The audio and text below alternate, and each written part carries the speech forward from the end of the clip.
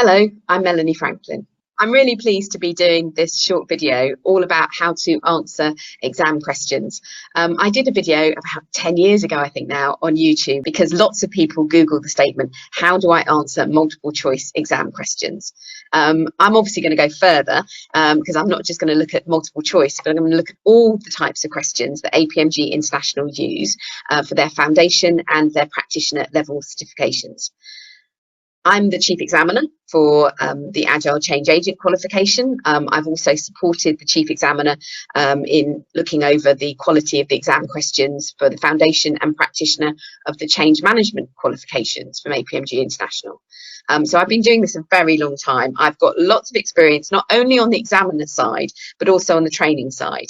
And I wanted to make sure that you've got lots of information about how to answer exam questions, because that's not really what we're testing. What we're testing is your knowledge, your understanding of the subject. And we want to make sure that you feel confident that you can take the exam. So I think just having a quick look at this video and seeing how do I answer the questions will really build your confidence.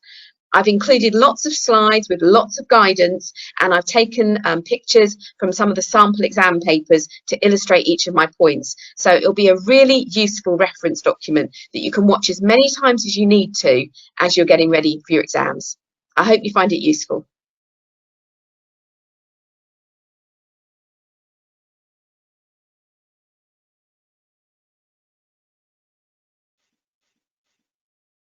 This session is designed to help you understand how exam questions are put together and how to answer exam questions.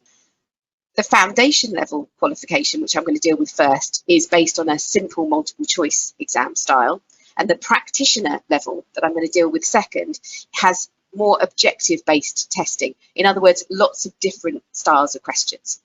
This will all make sense as I go through, but I just wanted you to understand that there's the first chunk, which is just the foundation level. So if that's what you're doing, concentrate on that. If you're sitting both types of exam, you'll want to watch the whole thing. So let's get started. So foundation level certificates. I thought I'd start with a bit of revision technique. On any course that you go on, you're going to be given access to at least one sample paper, if not two. And you want to use those sample papers to become familiar with the types of question during your pre-course preparation. Now, what you're going to get is you'll get an answer key with each sample paper. There's an example of this on the right-hand side of the slide. And what the answer key will do is it will provide you with the page numbers for whichever text you've been given that you can go and look up the information if you got the question wrong. I've used the APMG International's Change Management Foundation and Practitioner as an example for this set of slides, because I wanted to take copies of content from sample papers so I could really demonstrate what's going on. So on the right, you can see that we've got an answer key. And in fact, what we've got there is just explaining that there are sort of, first of all, where's the reference in the book? So sometimes it isn't a page number, sometimes it's an actual reference. So here, for example, ECMH stands for the Effective Change Manager's Handbook, because that's the text on which your course and your certificate has been based. And then you've got the sections in the book where you can find the right answers. You can also see that what happens is that every exam has a syllabus, and each section of the syllabus has been coded. So in this particular case, for this exam, they've got 4 subjects that are going to be examined, which is around change in the individual, change in the organisation, and then communication, stakeholder engagement, and change management practice, each of which comes with a code, CI, CO, CS, or CP. So again, that gives you some orientation about what on earth is the subject of the question, why am I getting it wrong?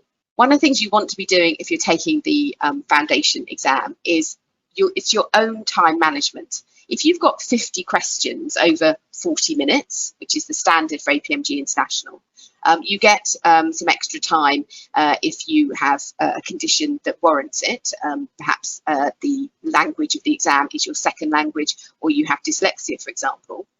But whatever the timing that you have for the exam, always at least divide it into 2. So that you've got a sense check. Think, well, okay, I've got 40 minutes for this exam. So 20 minutes in, think, am I halfway through? Because if you're not, it's a good example of how you need to pick up the pace. And one of the things you want to be doing is you want to be building up your competency and your confidence with doing these exams. So use the sample papers to practice as many times as you like, because what you want to get familiar with is, how do I take these exams in the time allowed? So practice really does make perfect. Now let's have a quick look at how to answer foundation level questions. So what they're going to be is a multiple choice paper. So there's always going to be one question with 4 potential answers, A, B, C, or D. Now, the key thing to remember is that each answer gains you a point. And if the pass mark, for example, is 50%, you'll have to get 25 answers correct out of the available 50. There's no negative marking, so if you get something wrong, you don't lose a mark. So it's really a simple progression through. Every single one that you get right, that's a right answer. There's no grades of passes, so just focus on getting things right. Don't get stressed about whether or not you've got every single question right. To be honest, I've been doing this so long and I've never seen anybody get 50 out of 50. Multiple choice questions are, by their nature, open to interpretation, which we're going to look at in the next bit. And I think you just need to stay calm and go, I could get a very large proportion of these correct, but I don't want the perfectionists amongst you to get really stressed about whether or not you're getting 49 or 50 out of 50. So the key thing is you concentrate on getting that pass. Now, what you want to be doing, whether it's a paper exam or online, the key thing is time management, and you don't linger on questions. Once you've answered the question, move on to the next question. Even if there's a voice in the back of your head going, I'm not sure if I've got the answer right. Don't worry about it. You've answered it to the best of your ability at that moment in time, then move on. There's nothing else that you can do. Don't change your mind, particularly those of you who've perhaps finished the exam early and think, oh, I've got 7 minutes left. Let me go back over all my answers. Now, don't do that. The thing is that the problem that we have with a lot of this is that perhaps if you've got an idea of sort of what you thought it should be, and then you're starting to doubt yourself, you go back and change it. There's a very good chance you're going to be changing from a right answer to a wrong answer. And to be honest, under that amount of time pressure, do you really want to be changing your answers at that point? Yeah, I'm not sure you do your best work at that moment. The only reason for changing your answer is if you've come across a later question that perhaps has some new insight for you. You go, oh, that's what they meant. And then there was an earlier question on the same subject where suddenly you've had that moment. Now, that's a good reason for going back and changing your earlier answer, because you found something that's really confirmed something that was niggling in the back of your mind. But if it's just, oh, I'm not sure, A or C, oh, I said A, maybe I should change it to C, don't play that game. When you're done, move on. The exam is finished. So let's look at the question types. So there are a variety of question styles used in multiple choice exams. As examiners, we are trying to mix it up because we're trying to give lots of different variations on the question, so that if one particular question type doesn't resonate with somebody, it doesn't fit their learning style, then they still have an equal chance of being successful in the exam, because there are lots of different question types. So that's why we do it. The straightforward question, where there's just a question and you think, well, I've got to answer this. The thing is, you've got to hone in on what is the key word. What is it that they're asking for? You know, if they're asking for a particular term or a definition, or what's in the content of a document, or what's the responsibility for a role, really hone in on document or role or term that they've actually quoted, because that's where you'll find the right answer. Take time over the question, because that's where the keyword sits. That's what you want your brain to be thinking about. And once your brain has started thinking about that, it might only be a couple of nanoseconds ahead. But then when you start to look at the answers, what you're going to find is that that is much easier to jump out at you.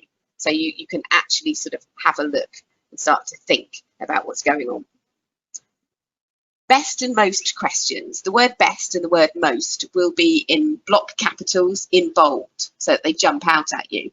And really, this is something for examiners, in that what we're doing is we're just sort of just caveating the question, if you like, just making you see that There could be a number of different answers to the question we've asked. What we really want is for you to give us the answer that most closely matches what you learnt on your course, which of course comes from the textbook that was provided to you for your course material. So if I was asking about the responsibilities of a particular role, well, to be honest, that could be wide, couldn't it? It depends on within your own organisation. If you said the role of change manager, you might have a very different interpretation to another company. What we're actually asking for is what are one of the responsibilities that has been quoted in the textbook that you've actually been taught. So best or most means there might be other answers in the selection that you think, well, that's reasonable, that's fine, but that's not the one you want to go for. You want to go for the one that you think, oh, I remember my trainer saying that, or, oh, I know I've read that somewhere in the book. So that's what you want to be looking for.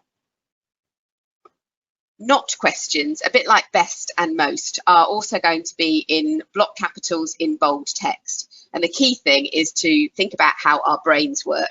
Our brains like to match what's right. So what you're going to do is find yourself walking through the answers and your brain's going, that's right, that's right, that's right. And what you need to look for is the thing that jumps out at you as that doesn't belong. So you're looking for the outlier, and that way you find the right answer. So it's always about focusing on what doesn't fit, what isn't quite right here. So have a look at the question, think about the keyword, think about the subject.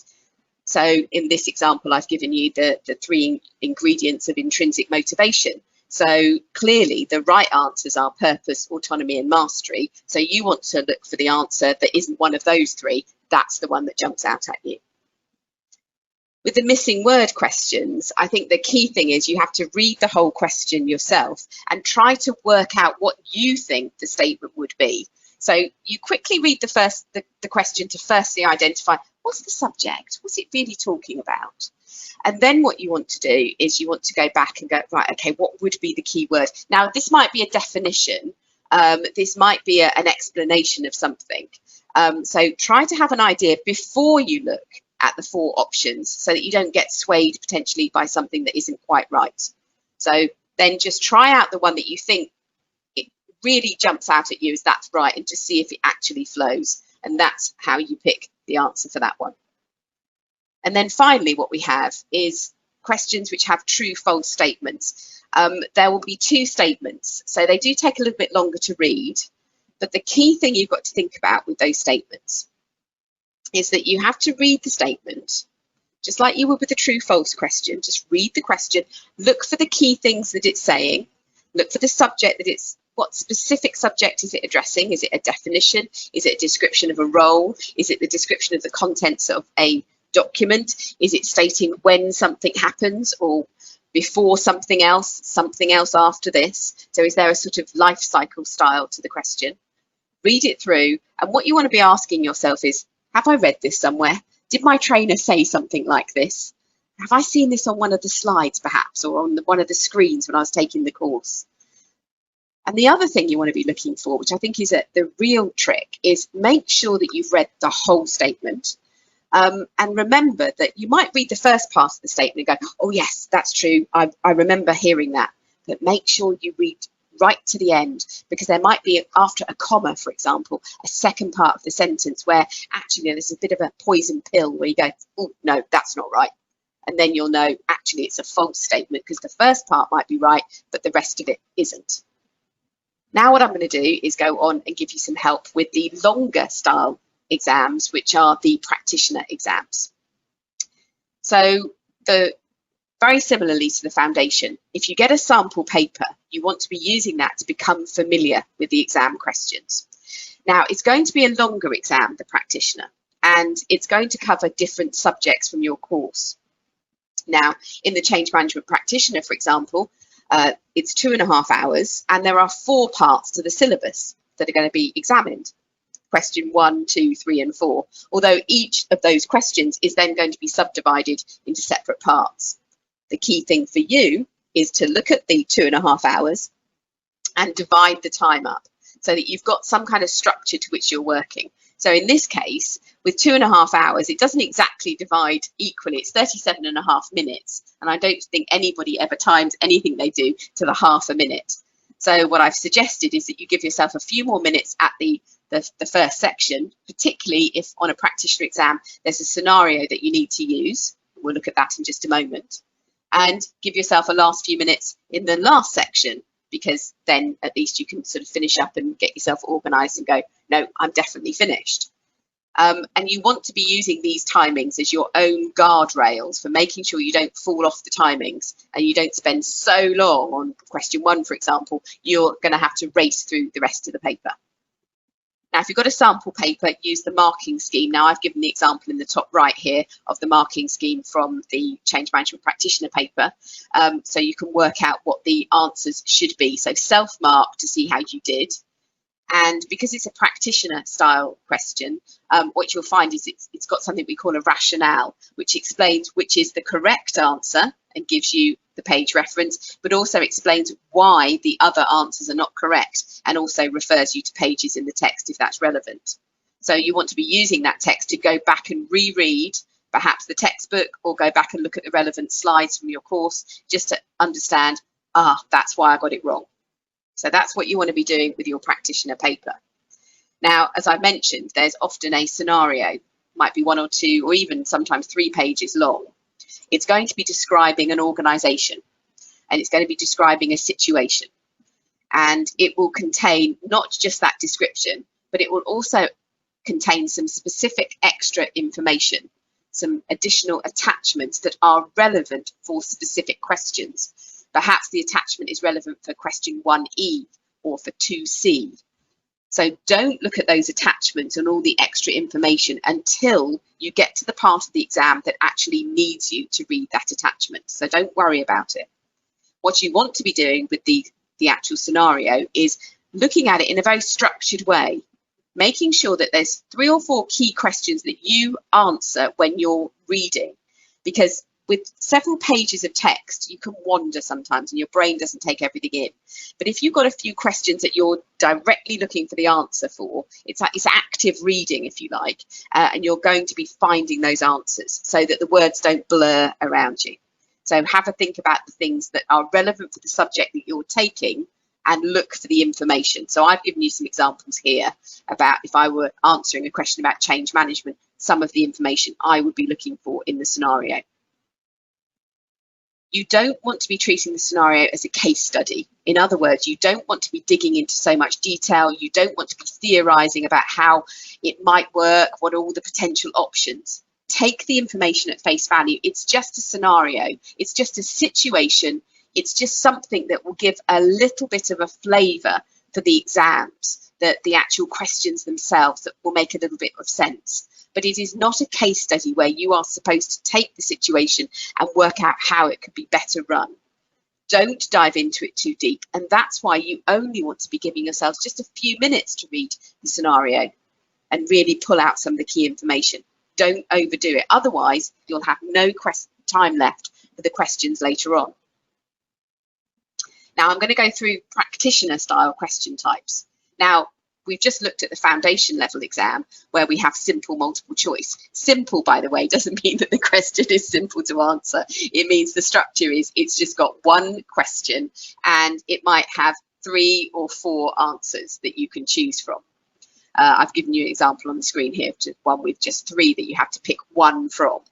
So you want to look for the key words in the question. What is the question talking about? What is the subject? And then go and look through the potential answers for something that resonates, that is relevant to that particular subject, that is doing things in the right way or contains the right information or is using the right people. That's what you'll be looking for in that question. I call these the no, no, yes, yes questions, because what they do is they'll give you some kind of information and they'll ask you, do you think this is correct based on everything that you've learned in your course and everything that you've read up in the manual? So do you think that the answer is correct? And what you want to do is you want to be thinking through the situation you've read, think through the question, and you have to make your own mind up. Is this right or isn't it? And if the answer is yes, then what you're going to focus on is just the 2 answers that are yes. So in this example, you can see C and D are both yes, and you're going to decide between one or other of those. If you think the answer is no, then you'd be looking at A or B. But you don't have to look at all 4 answers. You have to answer the question first, and then you have to focus in on which of those 2 is actually right. So there's several sort of stages to answering this question, if you like. First, read the subject, think about what the keywords are, think about what it's stating, and think, do I agree with this based on everything I've learned on my course so far? And then you pick the right answer. Multiple option, multiple choice tends to really upset people because it feels overwhelming. What you've got is you've got a question and you have to pick 2 answers, not just one. And you only get the mark if you pick both of the correct answers. Now, the key thing to focus on here is that what you're looking for is you're looking for the keywords. You're looking for the strongest possible answers. You're going to have to read each of them quite carefully, and you're going to have to see the whole sentence, whether or not each of the potential answers is completely true. So do read the whole thing through, a bit like the true false statements. You know, make sure you've read everything, make sure you agree with it. And what you're looking for is you tend to come out with sort of 3 answers that you think, there's one that's probably nonsensical, there's one that probably is correct, but it belongs to a completely different subject. And then you're left with 3, and you've got to sort of choose between those 3, and you get very stressed by that. What you want to be doing is then comparing those 3 against each other and just see how tight the wording is, if you like, how factually correct the wording is in each of those 3. And what you'll find is you'll find one of them is a little bit less specific, a little bit woollier than the others. And you'll go, it's the 2 that are more factually correct. Those are the ones that I want to go for. Those are clearer, they are stronger. Yes, I get that now. And that's what you're looking for. So that's how you find the 2. So you want to label in your mind, if you like, as you go through each of those 5 answers, whether or not the statement is, possibly that's true, I think that could be right, or that's completely nonsensical, that's completely wrong, that goes against everything I've learned, so get rid of that one out of your head. And then finally, there'll be one where you think, I'm not sure that that's a possibility, and you'll probably end up, as I said, with 3, and then you go back and read those 3 again, and when you compare and contrast those, you can often find that the less specific one is the one you can discard. So that's what you want to be doing with those questions. Matching questions are lovely. I love a matching question because, to be honest, what you're looking for is on the right hand side on column 2 is the subject that you, in this case, it happens to be the stages of team formation by Tuckman. And so you have a look and you go, all right, those are each of the 5 sort of steps in team formation. So I get that. So you think, I understand.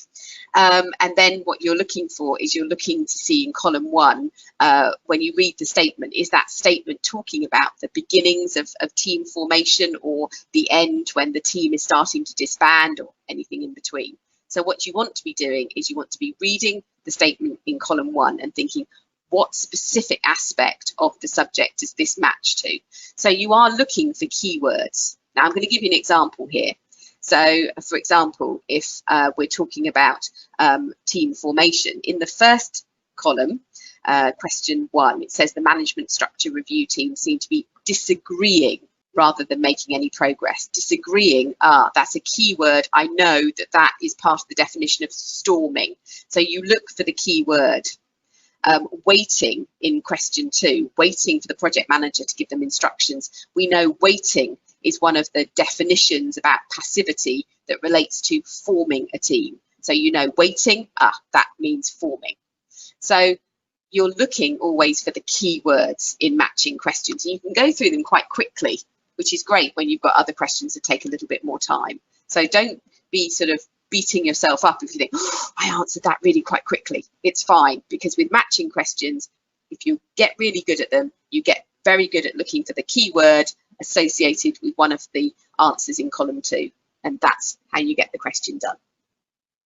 And finally, this is a type of question that is great for really checking your understanding. So it's great from an examiner's point of view, but it can drive you crazy. So let's break this down.